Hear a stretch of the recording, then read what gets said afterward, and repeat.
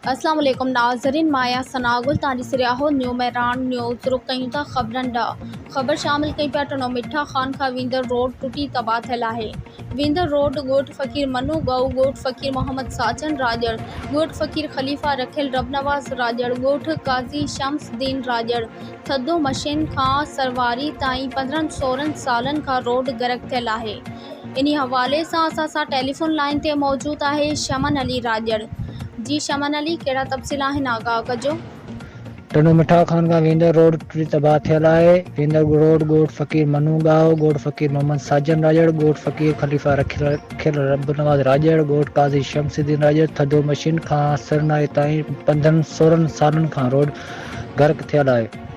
ॻोठाणा शहरी माण्हू सख़्तु परेशान आहिनि। उन्हनि माण्हुनि जूं गाॾियूं ख़तम थी वियूं आहिनि। असांजो मुतालबो MPA ऐं MNA खे आहे ऐं वस वारनि खे अपील आहे त जल्द में जल्द असांखे सहूलियत ॾिनी वञे।